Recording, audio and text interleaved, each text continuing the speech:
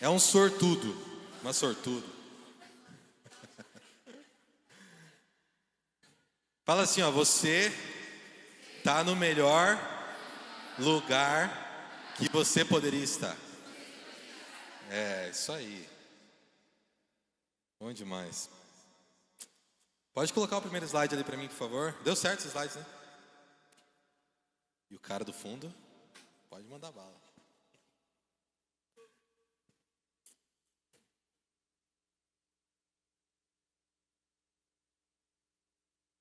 Eu me sinto muito feliz toda vez que eu tenho essa responsabilidade, né, de trazer a palavra, porque isso me traz uma sensação de vulnerabilidade. Às vezes a gente é acostumado, eu que toco, canto, sou acostumado às vezes meio ficar sentado em cima do meu dom, numa área de conforto. Quando a gente vai cantar, às vezes pega uma música mais conhecida, pô, é legal, é mais tranquilo, né? Não tem aquela coisa, né, de tirar uma música nova e tudo mais. Mas quando é pra levar uma palavra, quando é pra pregar, assim, é algo que, cara, não tem... A gente pode até ter um esboço, mas o script não é nosso. É Deus que vai levando a gente no meio do caminho. E eu fico muito feliz de estar aqui de novo. E o título da nossa palavra hoje, nossa mensagem é Amar como Jesus me ama. E esse título veio antes de tudo, assim. Veio o título da mensagem antes da mensagem. E quando tocou assim no meu coração, eu falei, cara, é isso. Eu nem sabia que eu ia pregar ainda. Mas quando tocou esse título, eu falei, cara, é isso. Vou ter que... Agora o restante é Deus que faz, né? O título já veio, agora o resto é Deus que faz. E eu já... Fazendo uma introdução rápida, eu já falei algumas vezes, quando eu vou pregar, que a lógica de Deus é uma lógica inversa da lógica humana. É uma lógica diferente da lógica humana, né? Na lógica humana, a gente faz uma prova. Quem aqui que fez o Enem recentemente aí? A redação tava top, né? Você faz uma prova, você faz um Enem para receber uma nota, e com essa nota você consegue algo, correto? Mas a lógica de Deus, ela é uma lógica totalmente diferente. Porque é como se alguém já tivesse feito a prova para mim e já tivesse tirado a nota máxima. E aí entra a segunda parte do negócio, que é eu entender isso, que é eu receber isso. E essa é a lógica de Jesus. É uma lógica totalmente inversa da lógica humana. E eu acredito que todos vocês aqui devem entender que nós, na nossa vida cristã, devemos caminhar com fé. Amém? Você crê nisso? Caminhamos em fé. E não na lógica humana. Não naquilo que nós vemos, mas naquilo que nós cremos. Pode passar o próximo slide, por favor? E eu quero passar para você que a fé, ela não condiciona Deus a fazer algo por nós. Por quê? Porque a fé, ela torna real no mundo humano aquilo que já existe no mundo espiritual. Em Efésios 1, versículo 3, fala que Deus nos abençoou com todas as bênçãos espirituais nas regiões celestiais em Cristo. As regiões celestes em Cristo. Ou seja, tudo o que nós precisamos, tudo aquilo que que no nosso futuro será necessário para que a gente cresça como pessoa, que a gente cresça como ser humano, que a gente cresça como profissional, que a gente cresça como um marido, uma esposa, como filho para os seus pais. Tudo isso já está real no mundo espiritual. Isso já é uma realidade no mundo espiritual.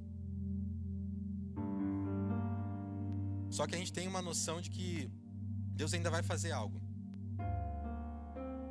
E Deus ainda vai gerar algo que ainda não existe. Pode ser que não exista no mundo humano, mas no mundo espiritual, naquilo que a gente não vê, aquilo que você precisa, o milagre que você precisa já existe. Amém? Você crê nisso? Então essa é a lógica de Deus. E já existe algo. Não existe algo que Deus irá fazer. Tudo que Deus precisava fazer, Ele já fez. Agora, a realidade que nós vivemos às vezes é uma realidade pífia, é uma realidade baixa, perto daquilo, tudo aquilo que Deus tem preparado pra gente. Tudo aquilo que Deus já preparou pra gente na cruz do Calvário. Amém? Consegue entender isso? Amém? A nossa vida, a vida cristã, ela é resumida em crer primeiro e depois agir. E não o contrário. Quando a gente age primeiro, toma a nossa decisão primeiro, geralmente a gente se tropeça e dá tudo errado. Quem aqui já tomou alguma decisão errada? Teve gente que não ergueu a mão, depois me ensina. Tem gente que não ergueu a mão. Jamais.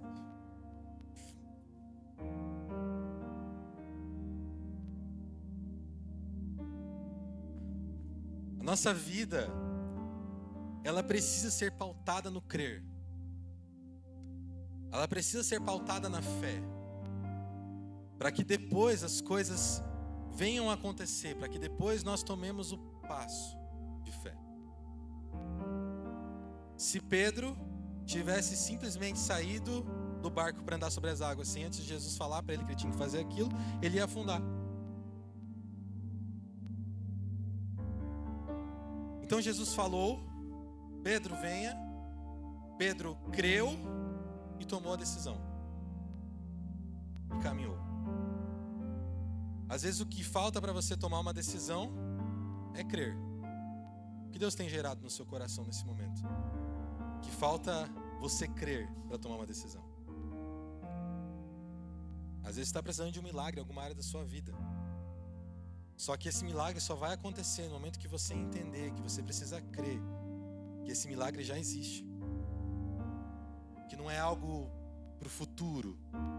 Não é algo que Deus ainda vai fazer. Não, Deus já fez. Repita assim, diga, Deus já fez. Acho que o nosso grande erro como igreja, eu falo de igreja geral, não falo ressoar, é não acreditar que Deus já fez as coisas. Cara, tá tudo tão descrito na Bíblia. Como Jesus falou lá na cruz do Calvário, está consumado. Quer dizer, não tem mais o que fazer. Tudo que eu precisava fazer, eu fiz. Mas parece que ainda o Messias vai vir no futuro. E que ainda vai morrer pelos nossos pecados. E que ainda vai nos salvar. E que ainda vai nos curar. E que ainda vai nos libertar. E que ainda vai nos trazer vida abundante. Não. Ele já trouxe isso para nós, amém?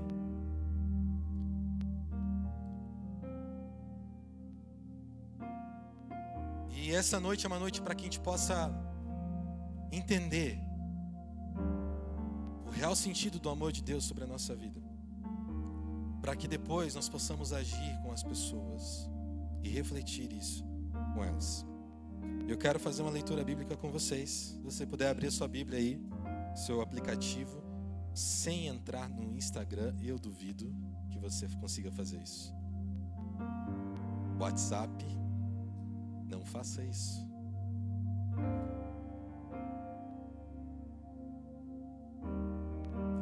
Lá em 1 João, pode passar o próximo slide, por favor. 1 João 4, do 7 ao 12. E a gente vai depois do 16 ao 19. Eu vou ler a versão NVI. Enquanto você abre aí, eu vou tomar uma água.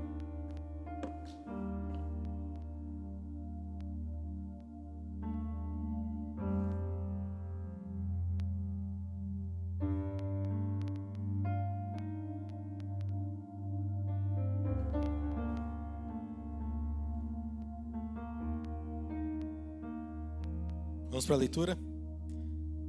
Versículo 7 diz assim: Amados, amemo-nos uns aos outros, pois o amor procede de Deus. Aquele que ama é nascido de Deus e conhece a Deus. Quem não ama, não conhece a Deus, porque Deus é amor. Foi assim que Deus manifestou o seu amor entre nós. Enviou o seu Filho unigênito ao mundo, para que pudéssemos viver por meio dele. Nisto consiste o amor, não em que nós tenhamos amado a Deus, mas em que Ele nos amou e enviou seu Filho como propiciação pelos nossos pecados. Amados, visto que Deus assim nos amou, nós também devemos amar-nos uns aos outros. Ninguém jamais viu a Deus. Se nos amarmos uns aos outros, Deus permanece em nós, e o seu amor está aperfeiçoado em nós. Aí o versículo 16. Assim conhecemos o amor que Deus tem por nós e confiamos nesse amor. Deus é amor. Todo aquele que permanece no amor, permanece em Deus e Deus nele. Dessa forma, o amor está aperfeiçoado entre nós, para que no dia do juízo tenhamos confiança, porque neste mundo somos como Ele. No amor não há medo, pelo contrário, o perfeito amor expulsa o medo, porque o medo supõe castigo. Aquele que tem medo não está aperfeiçoado no amor. Nós amamos porque Ele nos amou primeiro. Amém? Que texto maravilhoso. Que texto sensacional. Eu quero esmiuçar essa passagem pontuando algumas coisas. Se puder passar para o próximo slide, por favor. São 9 pontos. Prometo que não vou me estender. Cada pontinho fazer 10 minutos, dá 1h30. Tá pouco? Lá no versículo 7 fala: o amor procede de Deus. Ou seja, existe amor fora de Deus? Então isso que a gente vê no mundo é o quê?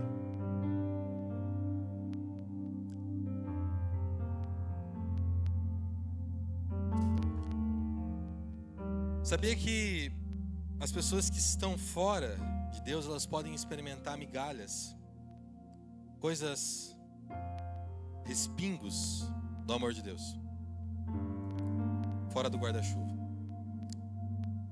Ou o sol não nasceria para todos, né? Mas não há como você amar de uma maneira verdadeira alguém se não for através de Deus. Se não for Deus gerando em você o amor. Nós podemos ter sensações, sentimentos, migalhas daquilo que Deus ofertou pela humanidade, se nós não estivermos em Deus. Por isso que as pessoas experimentam do amor de Deus, mesmo não conhecendo Ele, mesmo não vivendo para Ele. Agora nós podemos experimentar o amor de Deus na sua plenitude, porque nós estamos nele. Nós fazemos parte do corpo de Cristo. Amém? E as pessoas, elas só experimentam o amor de Deus, as pessoas que não conhecem a Ele, só experimentam o amor de Deus porque elas foram feitas de imagem e semelhança dele. Não há outra lógica, não há outro sentido. Você acha que... Aí eu vou pegar no calo de pai de pet agora. Mas você acha que o seu bicho, o seu cachorro, o seu doguinho, o seu gatinho, ele ama você? Pode ser que ele demonstre carinho por você, afeto, mas ele não tem noção do que é o amor. Você acha que se ele tivesse o seu cachorro, o seu gato no caso, porque o cachorro é meio lerdo, né? Mas o gato está ali no teu colo, você está na frente de um trem para morrer. Você acha que o gato não vai pular do seu colo e vai sair dali, que ele vai morrer? O cachorro é lerdo, ele não vai pular, lógico, ele vai ficar de... né? E não tem nada contra bichinhos de estimação, não tem nada contra. Deus me livre, não fale sobre é contra pets, né? Vou sair a notícia. O pastor Gerson faz assim, ó. Aí... Mas nós, seres humanos, só podemos experimentar o amor de Deus porque nós fomos feitos à imagem e semelhança dele. E se ele é o amor, nós também podemos experimentar do amor. Amém? Glória a Deus. Ponto 2. Quem não ama não conhece a Deus. Está no versículo 8. O amor que João se refere aqui não é o amor para quem você conhece, o amor pela sua mãe, pelo seu pai, pelo seu irmão, por quem você gosta, pela sua namorada, seu namorado. Não. Esse amor aqui, esse amor aqui é um amor para quem você não conhece, ou para alguém que você não gosta. Se você não ama quem você não gosta, se você não ama quem você não conhece, você não conhece a Deus. E aí eu falo que é pra mim uma lapada também, né? Porque é muito fácil amar minha esposa, é muito fácil amar meu filho, é muito fácil amar minha mãe, meu pai. Às vezes não é tão fácil. Amar meu irmão, mais ou menos. Mas amar aquela pessoa que, cara, te enche o saco, que te manda mensagem de madrugada pra pedir oração, né, líder de GA? Ô, cara, eu não tô bem. Ora por mim. E liga. Amar o atendente do call center que liga pra você todo dia no seu celular pra te oferecer plano da Claro. E não desligar o telefone na cara dele. Ah, isso é pra mim. Ah, o cara liga pra mim. Então eu vim oferecer um plano. Desliga. Coitado. Nem ouve minha voz.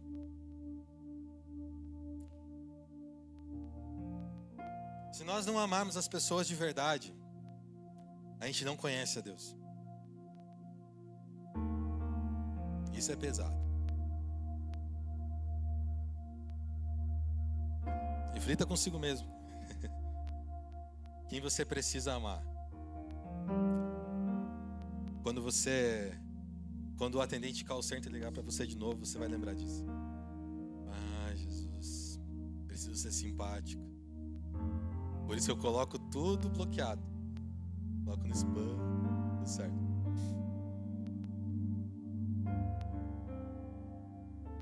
Mas Deus, Ele quer de nós um amor genuíno, um amor que não espera nada em troca. Um amor que não importa a pessoa que seja, você olha para ela e se compadece e fala, cara, essa pessoa precisa. A gente quando tem filho, acho que isso se intensifica mais, porque antes de eu ter um filho eu não tinha esse sentimento. Mas aparece às vezes imagem de criança, de bebê que está precisando de ajuda para fazer uma cirurgia, para fazer alguma coisa nesse sentido. Aí você vê a foto do bebê, às vezes o bebê está lá com uma sonda, tá com alguma coisa médica lá, para ajudar ele a respirar, uma coisa nesse sentido. Cara, como dói o coração. Eu acho que quando a gente é pai, dói mais ainda.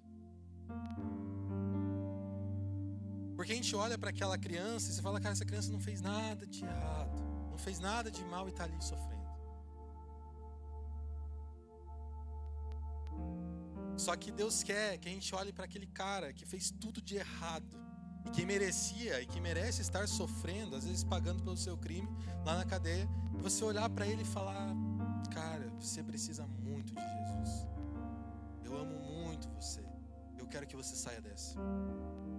Porque é muito fácil a gente amar quem é inocente, a gente amar quem faz o bem, a gente amar quem é bacana, quem é legal, a gente amar quem tem dinheiro. Mas amar o pobre, mendigo na rua, a gente não ama.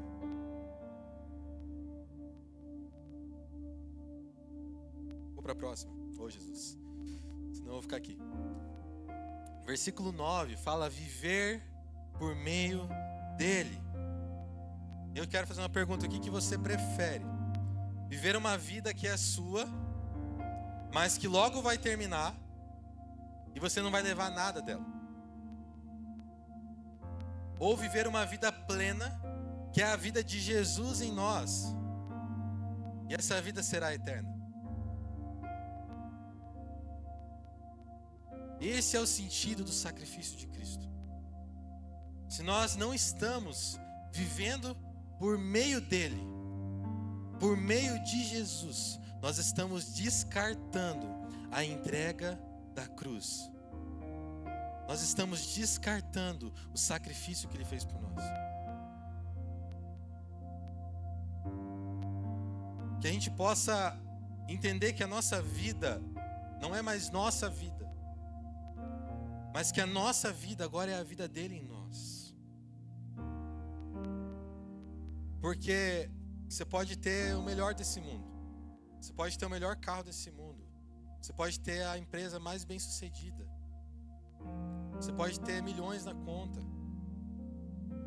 Nada disso é eterno. Você pode ser bonitinho, bonitinha hoje, mas se você morrer amanhã, teu corpo já vai estar apodrecendo na terra.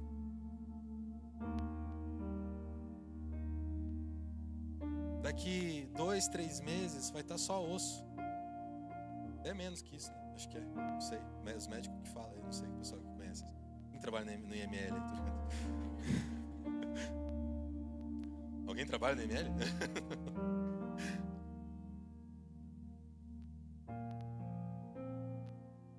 Pouco importa se é bonito, se é feio. Se você se acha feio, fala assim, pouco importa se sou feio. Mas se você acha bonito, fala assim, pouco importa se eu sou bonito. Não importa nada. Não vale nada. O máximo que vale ser bonito ou feio é arranjar um namorado legal.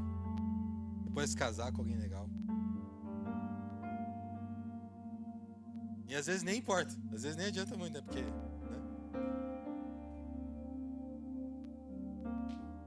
Que a gente possa viver por meio dele, que a gente não sacrifique, não descarte o sacrifício de Jesus todos os dias. Amém? No versículo 10 fala: nisto consiste o amor. Nunca é sobre nós, mas é sobre Cristo Jesus, que se entregou pelo perdão dos nossos pecados, amém? Nunca foi sobre nós. Nunca foi sobre nós cantarmos legal. Nunca foi sobre nós pregarmos legal aqui. Nunca foi sobre nós virmos à igreja no Fire Up. Nunca foi sobre isso. Sempre foi sobre o sacrifício de Cristo. E se um dia a gente precisar se reunir ali no lago, se precisar se reunir, sei lá, no meio da rua, a gente vai fazer isso com todo o amor do mundo, porque não é sobre um local. É sobre Jesus, sempre foi, sempre vai ser. Amém? No versículo 12 fala: se nos amarmos uns aos outros, onde há Deus, há amor. Não tem como Deus permanecer em nós se tem alguém da nossa rodinha de amigos que é desprezado. Não tem como Deus permanecer em nós se tem alguém de fora da nossa rodinha que é esquecido.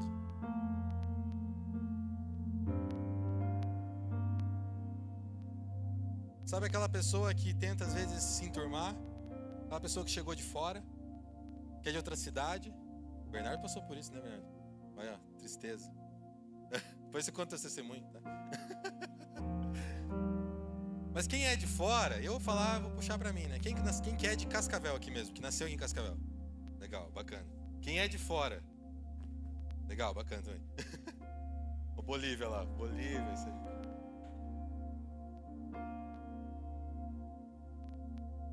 Gente, eu amo essa cidade, eu amo vocês, mas pelo amor de Deus, pare de olhar para o próprio umbigo. Para de olhar para os teus amiguinhos de Cascavel. Tem gente de fora que chega aqui, que vem de outra cidade e que só quer alguém para se enturmar. E a pessoa chega no teu GA, tá lá no GA, pô, legal, falou lá, você olhou pra pessoa, tipo, nossa, que nada a ver. Aí em vez de chegar no final da programação e chamar pra ir comer um lanche, não, rejeita, deixa do lado de fora da rodinha.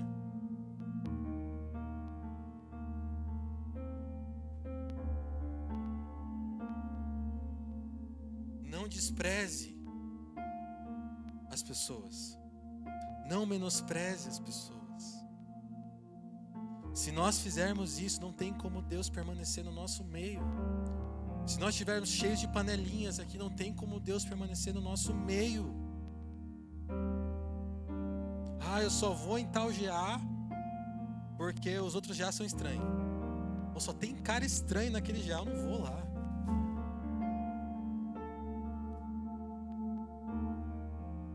Quem é você na fila do pão? Para achar que você acha que para você achar que aquele já é ruim, e que ele já é estranho. Às vezes o mais estranho é você que não quer ir no GA.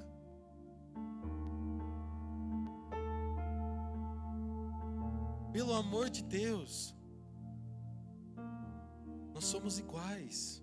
Isso não é campanha anti-racismo, mas nós somos iguais.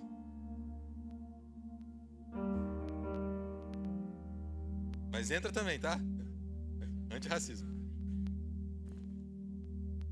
Mas nós somos iguais, cara. Deus olha pra gente. Nós somos o corpo de Cristo, amém? Olha a palavra, corpo de Cristo. Você acha que Deus olha pra gente, Ele enxerga cada um de nós separado? Quando Ele olha pra você, quem que Ele enxerga? Cristo. Você é o corpo dele. Não tem como você ser o corpo dele, olhar pra você e enxergar você de forma individual. Ah, eu deixei o meu pé lá na cadeira e ficou lá o meu pé vivo. Não tem como, cara. Ele está aqui comigo. Não tem como. Alguém que está no corpo está separado. Só que nós estamos aqui no nosso meio e aí enxergamos as pessoas de forma separada. A tal pessoa é de tal panelinha. A tal pessoa é de tal rodinha. Tal pessoa faz isso. Ah, aquela pessoa é estranha. Ah, aquela pessoa veio da Bolívia. Sei lá, coisa nesse sentido.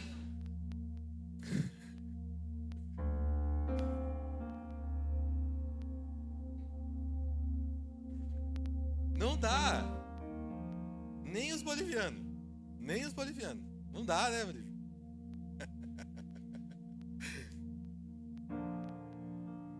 Ô, Jesus, não estendi nessa parte. No versículo 16, fala: Deus é amor. Repita comigo, diz assim: Deus é amor. Essa é a essência dele. Não existe um Deus sem amor. Não existe um amor sem Deus. Onde Deus está, há amor. Onde o amor está, há Deus. E se não tem Deus, não é amor. Simples assim. As pessoas tentam justificar o amor dentro da caixinha delas. Como se o amor fosse a maneira que ela se relaciona. A sexualidade dela é o amor. Não. Deus não tem sexo. Deus não é homem, mulher. Não sei de onde tiraram isso. Deus é um homem barbudo, lá no céu, no seu trono.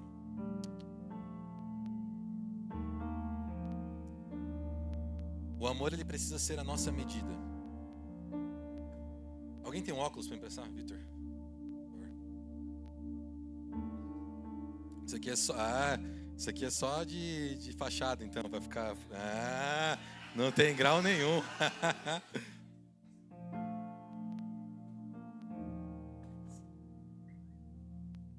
Mas minha esposa está ouvindo. Enxergar as pessoas com a ótica de Cristo, de Deus, é como colocar um óculos. Se eu tento enxergar pelos meus olhos humanos, eu vou enxergar cada um aqui, de forma separada, cada pessoa. Só um pouquinho. Calma. Agora, se eu coloco o óculos da ótica de Cristo, de como Deus enxerga as pessoas, eu paro de enxergar cada um individualmente. Eu enxergo todos como iguais. E não importa onde esteja. Sabe o que é mais maluco? Obrigado, Vitor. Uma salva de palmas.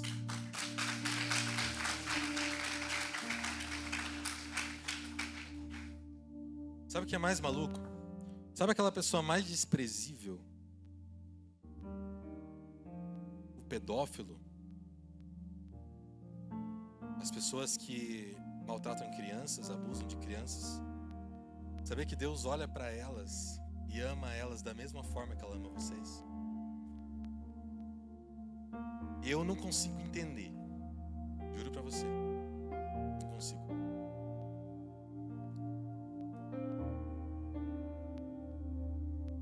Mas Deus, ele ama de forma igual. E o que Deus quer que a gente aprenda é olhar para todas as pessoas e enxergarmos com a ótica dele. Pare de ficar olhando com seus olhos carnais, sua maneira de ver as coisas. Tal pessoa é assim, tal pessoa é assado, tal pessoa merece pena de morte, tal pessoa merece aquilo, merece a outro. Cara, vou ser polêmico. Eu sou muito adepto do cancelamento de CPF. Sabe quando fizeram aquela ação lá no morro lá e mataram os caras ruins lá? Fala, cara, tem que fazer isso mesmo. Mas daí, quando vê uma palavra dessa, fala, cara, Deus olha para eles da maneira igual. Tudo bem, eles estavam atacando, estavam contra-atacando. Aconteceu, entraram em confronto. Mas, e a alma deles? Eles valem a mesma coisa que eu. Não importa se eles estão lá no meio da favela. Não importa se eles estão fazendo as piores coisas que um homem pode fazer. Eles valem a mesma coisa que eu. E é esse nível, que é um nível de vulnerabilidade que eu estava falando lá no começo, que é onde Deus me levou.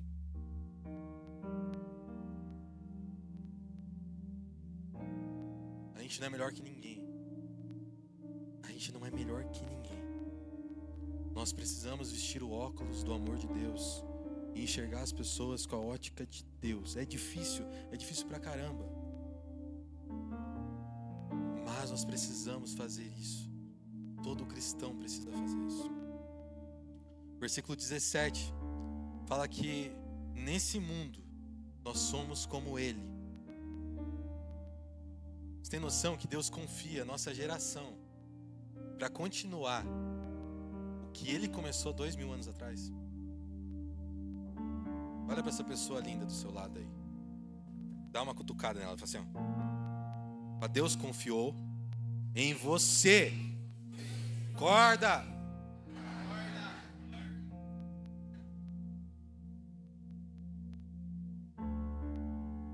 Claro que se você não fizer, Deus vai levantar outro fazendo no teu lugar. Pode ter certeza. A obra vai ser feita de qualquer forma. Agora Deus confia em cada um de vocês a missão de levar o Evangelho, de continuar os passos de Jesus, depois de 2000 anos, que pessoas morreram pelo Evangelho, que pessoas morreram por Cristo, pessoas se entregaram, para que hoje a gente pudesse receber o Evangelho e poder propagar ele com toda a liberdade do mundo que nós temos aqui. Esses dias eu entrei numa discussão com meu sogro. Ainda bem que eu tô casado, né? Não tem problema, mas... Eu falei para ele, eu acho melhor que hoje venha uma perseguição sobre o Brasil, para que a gente acorde e a gente vive o verdadeiro Evangelho. Aonde que a igreja cresce mais? Nos países perseguidos.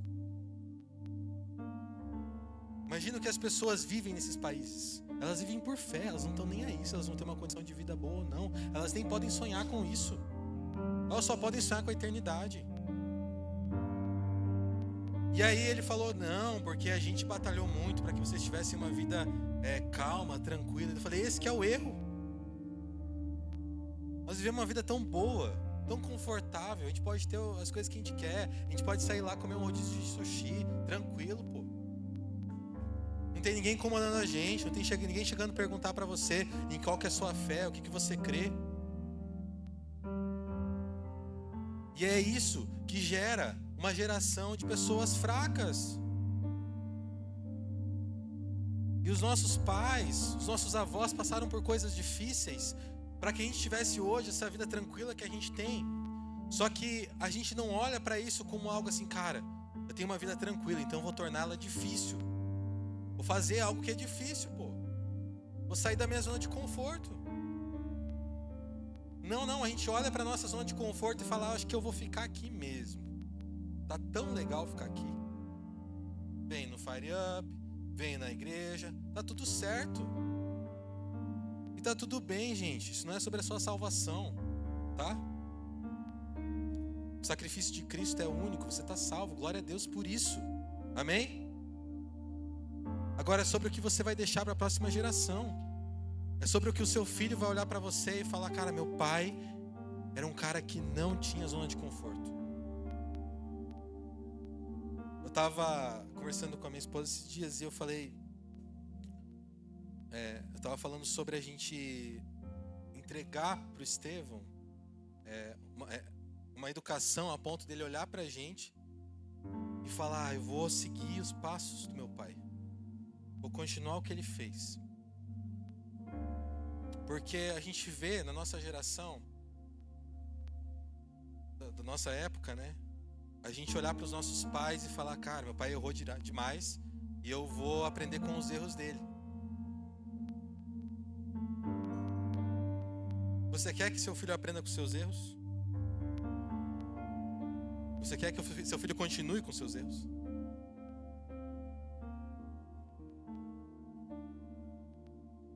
Deus, Ele quer que a gente treine uma geração nova, os nossos filhos, para que elas olhem pra gente e falem: cara, meu pai, a minha mãe foi imitador de Cristo.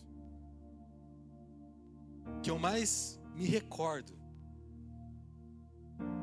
e isso passa para os meus irmãos, primos, para os meus pais, meus tios, era a imagem do meu avô, que faleceu em 2013, lendo a Bíblia todo dia pela manhã em voz alta na casa. Ele acordava pela manhã, ele pegava aquela Bíblia dele surrada e ele lia em voz alta pela casa. Era a imagem que nós tínhamos dele. Será que, e aí eu falo pra mim também, será que o meu filho, se ele acordasse hoje pela manhã, ele acordou no caso, né? Se ele acordar amanhã pela manhã, ele vai enxergar um reflexo do meu avô? Ou ele vai enxergar um cara que acorda pela manhã atrasado, pulando, que esquece de ler a Bíblia, esquece de ter um momento com Deus, que vai fazer todas as outras coisas menos falar com Deus, e vai viver a sua vida corrida? E aí eu quero trazer essa reflexão para você. Pense no que os seus filhos olhariam para você hoje. O homem que você é, a mulher que você é. A gente não está mais falando com criança aqui. Existem homens e mulheres aqui. Talvez numa fase de desenvolvimento, ainda aprendendo algumas coisas, está tudo certo. Outras pessoas já desenvolvidas, já com suas empresas, com seu trabalho, com a sua casa, morando sozinho, tendo as suas responsabilidades e às vezes com a vida toda bagunçada. A organização e a disciplina, ela não vem de nós mesmos, ela vem de Deus. É Deus que derrama isso em nós. Porque eu sou um cara super inconstante, sou um cara super indisciplinado. Se não é Deus na minha vida para me fazer aprender a ser disciplinado e constante, eu tô ferrado. Tem gente que nasce com isso, tem gente que já está acostumado com isso, que é mais fácil. Mas esse é o meu calo. Meu Deus do céu. Passei bastante. Versículo 18, eu quero terminar, vamos lá. Versículo 18. No amor não há medo. Eu quero falar para você que às vezes você vive com medo de Deus. Que Deus está ali só esperando com um raio na mão para te dar no meio do peito. Pá! Cara, esse Deus não existe. Você imagina alguém que é justo, que tem justiça, mas que a justiça dele é com amor? Não sei se vocês conhecem um juiz, agora não vou lembrar o nome dele, cara, é um velhinho que morreu, é alguma coisa de Caprio, alguma coisa assim. Depois vocês pesquisam, juiz de Caprio, deve ser uma coisa assim. É um velhinho que, cara, ele julgava geralmente a atuação de trânsito do pessoal lá nos Estados Unidos. Pensa num reflexo de Cristo, aquele cara. Que ele ia julgar a pessoa e ele trazia à tona algumas situações e às vezes ele absolvia a pessoa daquela multa porque ele tava às vezes levando para o hospital, fazendo alguma coisa nesse sentido, sabe?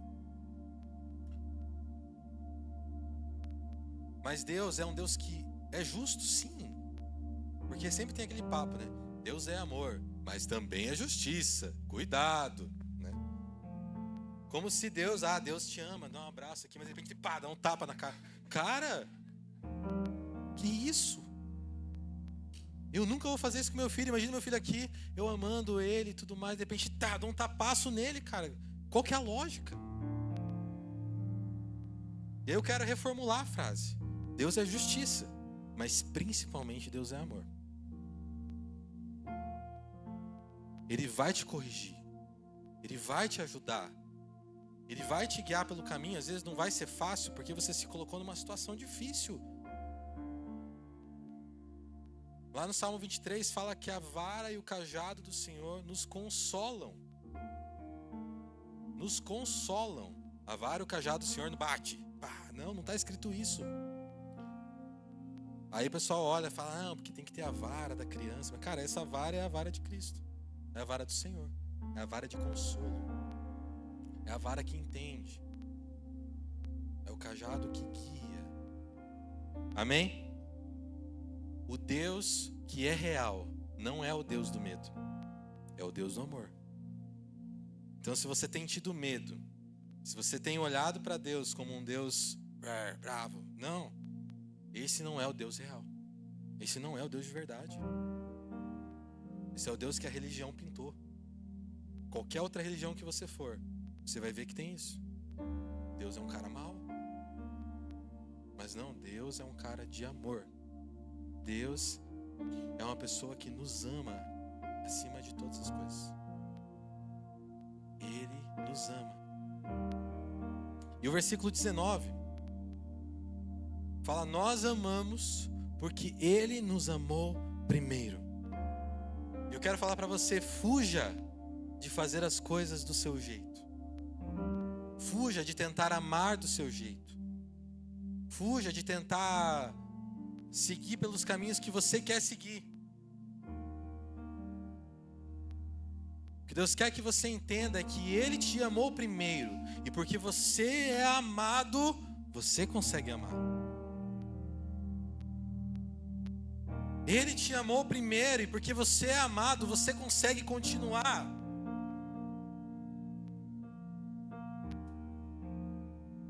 Não queremos seguir com o nosso próprio combustível. Colocar o nosso próprio combustível. Nós queremos colocar o combustível do Senhor em nós, que é o amor dele. E Ele está cheio de amor para dar para a gente, amém? Glória a Deus. Pode passar o próximo slide, por favor.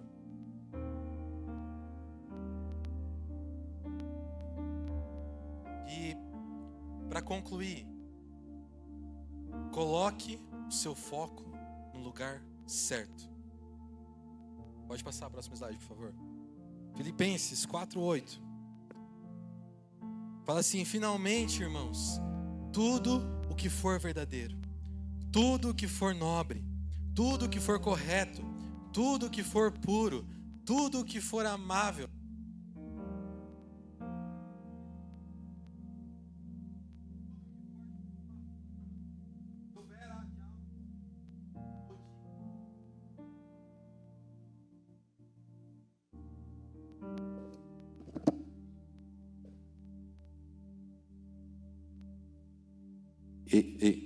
tinha esquecido que tinha esse microfone aqui.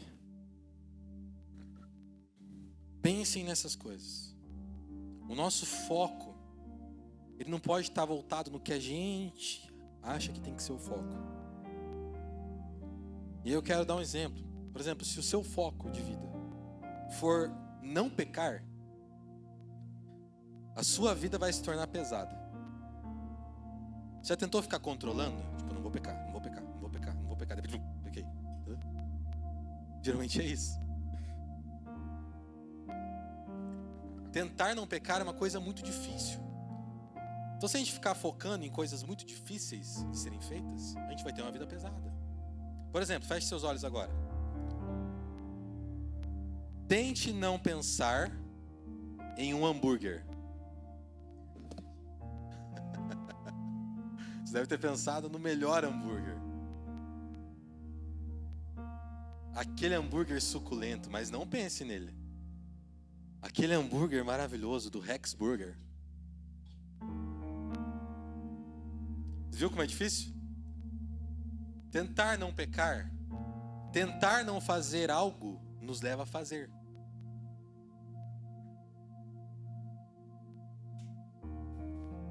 Pense. Isso Tem gente que é psicólogo aí, né? Quem que é psicólogo? Beatriz, né? Existe uma lei da atração negativa. Que é isso? Você fala para não fazer algo, presta atenção aqui, gente, presta atenção. Você fala para não fazer algo, é aí que você faz. Sabe quando tem aquele pensamento, como que é? Como que é? Intrusivo, isso aí. Do nada, vem um negócio maluco. É tipo, eu tô carregando meu filho assim, do lado do lago, de repente eu penso que eu tô jogando ele no... Mas e se eu pego e jogo ele no lago? Do nada. Cara, é uma coisa louca. E acontece com todo mundo. Às vezes eu tô conversando com alguém, tipo, muito sério, um assunto sério.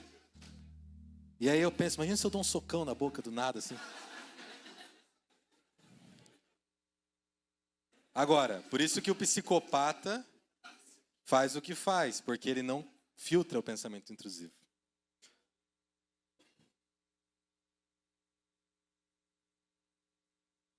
Aí eu dei esse exemplo de, cara, não pecar, tentar não pecar. Não seria mais fácil focar no amor de Deus e entender que a santidade é um fruto do amor de Deus? Não seria mais fácil pensar dessa forma? Cara, a santidade é um fruto do amor de Deus. Isso é uma consequência de quanto mais eu me aprofundo nele, menos vontade de pecar eu tenho. E não o contrário.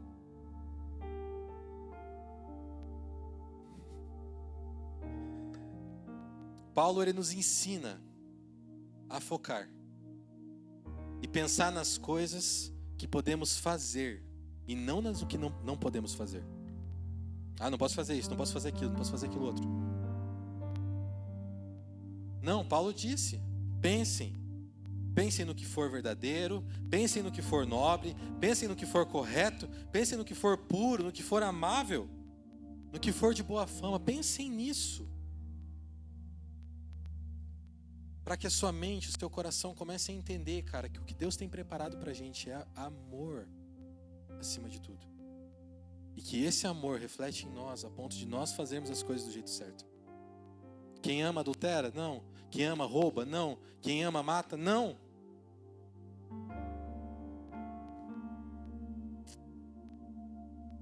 Pode passar. Slide. E aí tem uma frase do Max Lucado, que é uma coisa que a gente tem que trazer para a nossa realidade. Parece romântica essa frase, né? Mas não é. Pense que você está olhando para as pessoas com um amor tão imensurável, que é o amor de Cristo. E que é o amor de Deus por você. E Deus fala para você, o meu amor por você não terminará. Nunca acabará. E o nosso amor, ele precisa seguir a mesma linha. Max Lucado fala isso. O meu amor por você terminará no mesmo dia em que o amor de Deus por você tiver fim. Que nosso amor pelas pessoas possa seguir esse caminho. E eu quero, por fim, apresentar um vídeo para vocês. É um vídeo rápido. Pode apagar as luzes, por favor? Preste atenção. Eu paguei algumas mulheres de programa. Mulheres de programa, moradores de rua, dependentes químicos. Quem se compadece das almas que o mundo já condenou? Esses são os anjos da madrugada e essa é a igreja da meia-noite, a igreja que resgata aqueles que precisam de um encontro com Jesus. A droga já fazia parte da tua vida desde que ano? Que idade tu tinha? Uns 14 pega até em 2023. Voltou a usar pedra em 2023. Mas tu crê que Deus pode restaurar teu relacionamento, tua família? Deus quer pelo menos que você se esforce. Se essa não for a oportunidade que Deus está te chamando. Tem alguém aqui que para muito você não é nada. Para o homem, você é um projeto falido. Mas se Deus hoje resolver descer aqui nesse lugar, olhar para ti e dizer, a partir de hoje, vou te fazer uma pessoa feliz de novo, que aquilo que Ele começou na tua vida, Ele não começou hoje, Ele começou lá em cima. E sabe por que você ainda está vivo? Porque você é um projeto de Deus. A faca que você tá usando aí, pensa que eu não sei. Tá vendo quantas facas? Joga droga também, joga droga. Tá dizendo, essa droga é o que acaba comigo, mas eu quero sacrificar no altar. Isso aqui é o famoso crack, a pedra que eles usam. Mas eles estão jogando.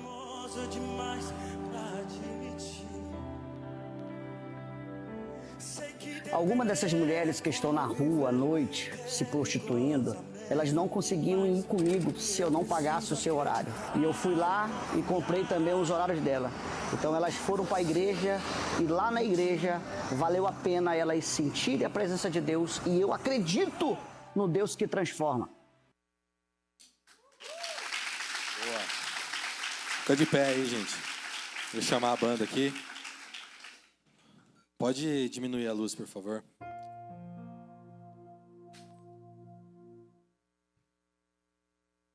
Gente, que se for necessário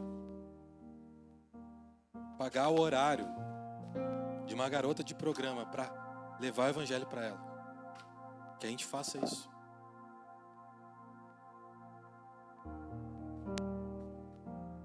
Se for necessário que a gente abra a mão das nossas noites, das nossas madrugadas, dos nossos lanches de final de culto, para levar o evangelho, levar comida para essas pessoas que estão na rua hoje. Que a gente faça isso. Não é errado você ir comer um lanche, pelo amor de Deus. Mas que o nosso coração esteja tão inclinado a amar as pessoas, que isso seja um mero detalhe. E comer lanche no do culto seja só uma coisinha a mais. Nós possamos ter o amor dentro do nosso coração. O amor que Deus tem por nós. Nós possamos sentir isso tanto no nosso coração. Nós possamos transbordar para as pessoas. Nós vamos cantar essa canção. E eu te convido que durante essa canção, se você quiser aproveitar o espaço aqui da frente, não precisa ser aqui na frente, pode ser nos cantos, pode ser no seu lugar, não tem problema. Mas que você peça ao Senhor para que Ele mergulhe você no amor dEle, de uma forma que você nunca foi mergulhado antes. Você se sinta tão amado, porque Ele se entregou. Deus lhe entregou o seu Filho, o único Filho, para morrer por nós. Jesus passou morto 3 dias. Ele estava morto por 3 dias. Mas Ele ressuscitou por amor a nós. Vamos cantar essa canção e você fique à vontade. Isso só depende de você.